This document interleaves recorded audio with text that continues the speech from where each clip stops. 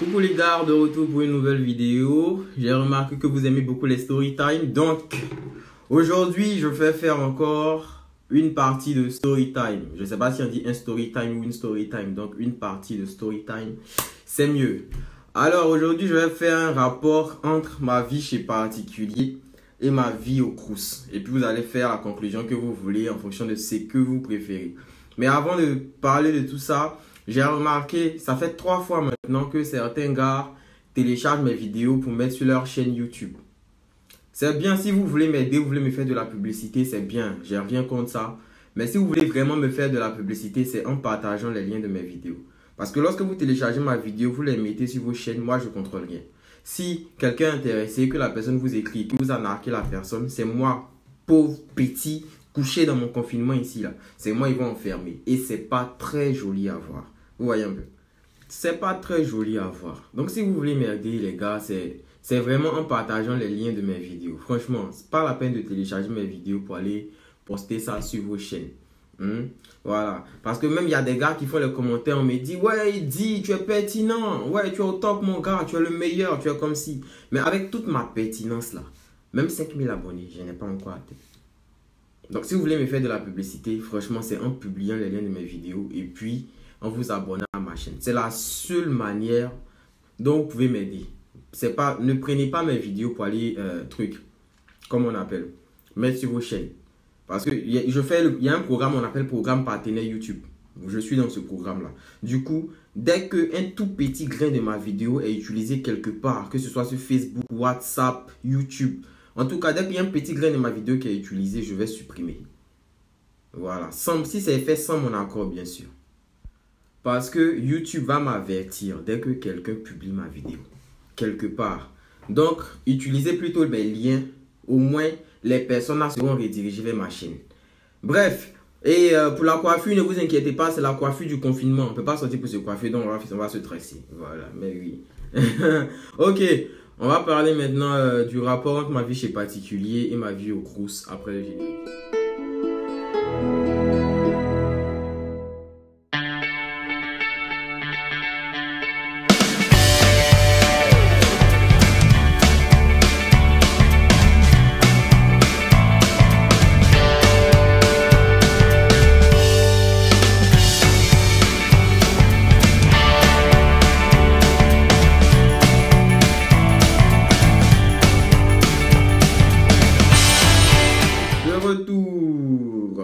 Comme vous le savez, je suis arrivé en France dans le mois d'août.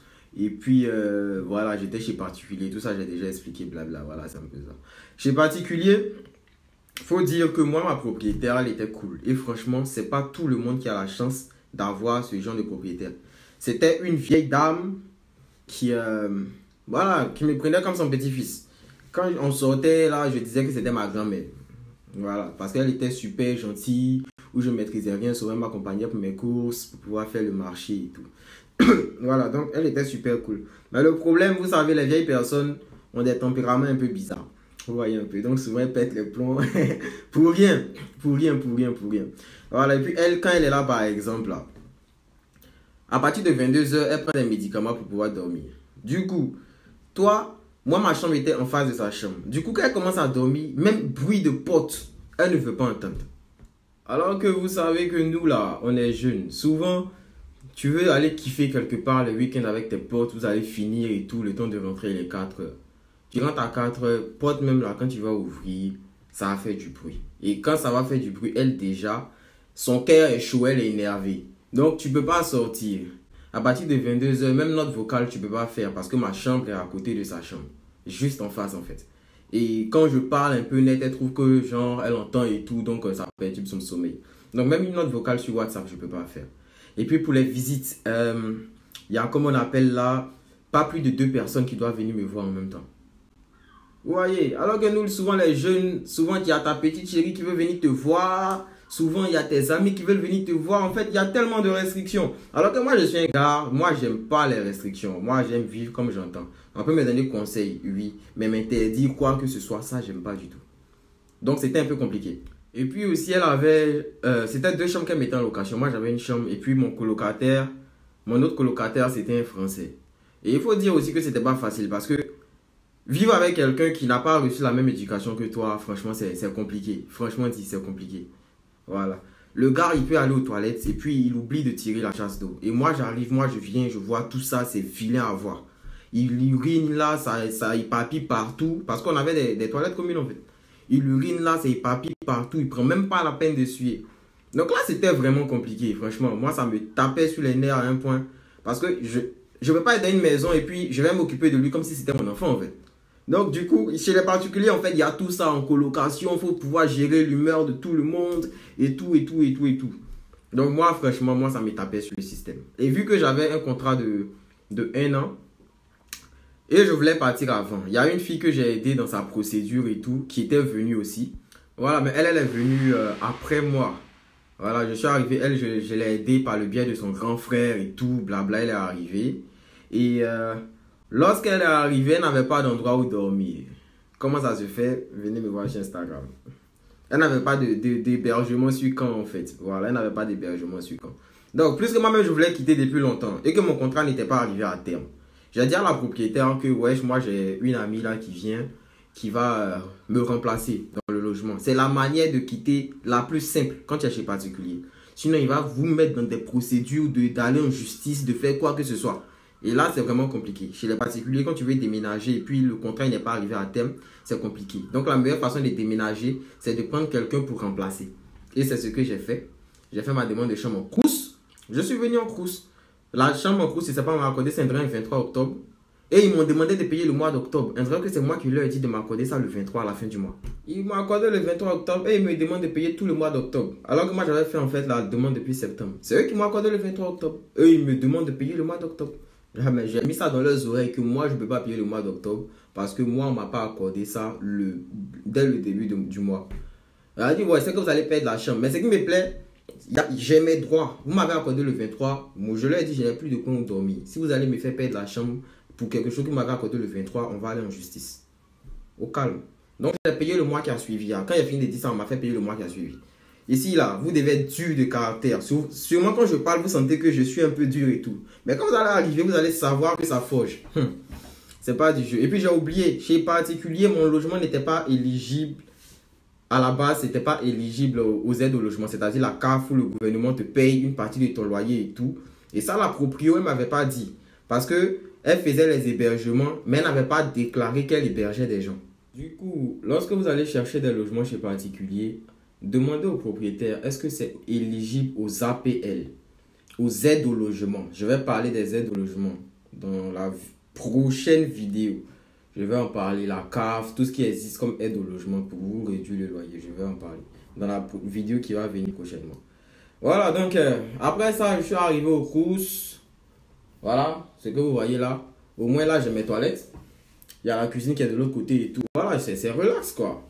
Tranquille, là, j'ai pas affaire à quelqu'un. Comme vous voyez là, je suis seul. Et on ne peut vivre mieux qu'avec soi-même. Donc, je vis mieux.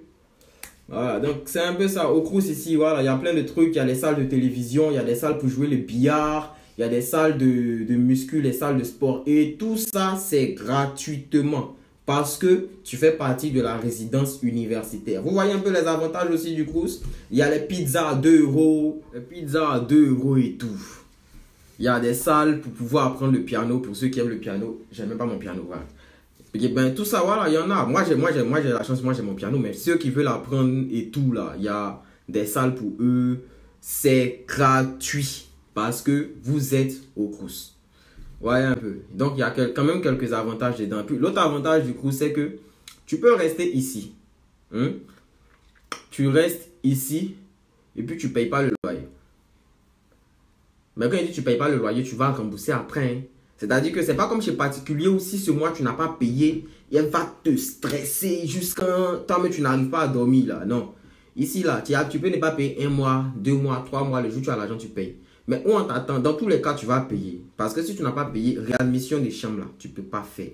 Et puis, Visal, qui est ton garant pour le logement au Crous, Visal ne passe pas chez particulier comme ça.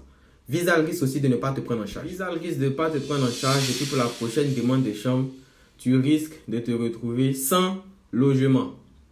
Et là, c'est un peu dommage.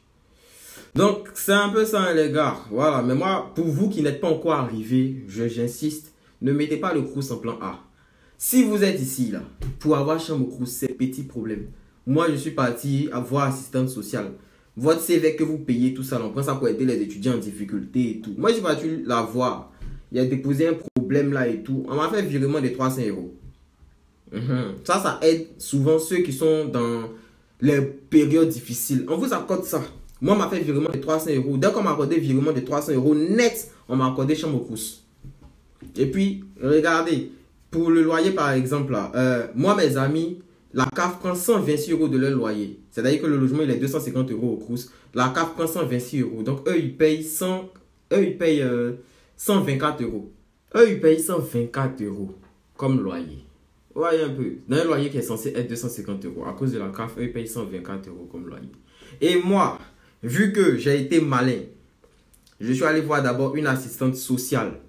Et grâce à elle, d'abord, l'assistante sociale m'a fait mon virement de 300 euros.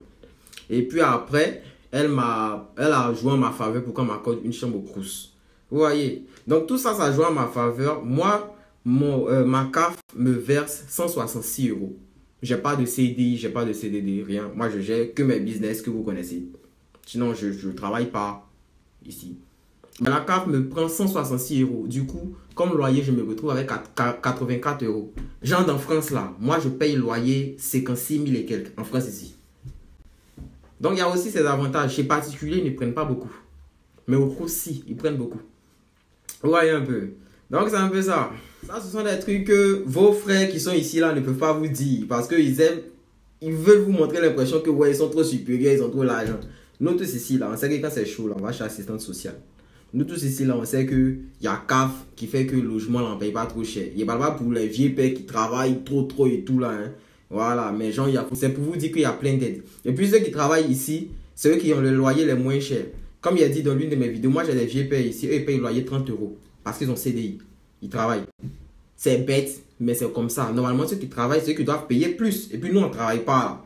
On va rester là, on paye moins parce qu'on n'a pas les moyens de payer le logement. Mais quand tu travailles, c'est toi qui payes moins le loyer. Pourquoi? Je ne sais pas. Mais c'est un peu ça. Et puis lorsque je cherchais mes logements sur Locaviz et tout, il y a une partie, on parle de hébergement contre service. J'ai voulu voir, je suis tombé sur un gars qui était prêt à m'héberger gratuitement. Et le gars, il commence à me parler, non, tu sais, tu es un bel homme, et tout, et tout. Wow. Et puis, il finit de me dire que je suis un bel homme, et tout, que, ouais, lui, il est prêt à m'héberger gratuitement. Mais genre, moi, de devenir sa femme. En tout cas, si vous tombez sur ce genre de cas-là, parlez-les avec respect, ne soyez pas grossier. Parce que ce que vous ne savez pas ici, là, l'homophobie, c'est-à-dire que ceux qui n'aiment pas les homosexuels, c'est pas un choix, c'est condamné par la loi. Et tu es dans ta procédure, tu dois venir. Tu es tombé sur un gars comme ça, tu te retires tranquillement, tu le laisses dans ses problèmes. Parce que s'il a parlé, toi, on va t'enfermer. Parce que tu n'aimes pas les homos. C'est un peu ça. Donc, abonnez-vous à mon Instagram. Ouais. Et puis, pour les curieux, j'ai parlé de quelque chose un peu plus. Si ça vous intéresse, vous m'écrivez sur Instagram. C'est Eddie Kodjan. On est ensemble, les gars.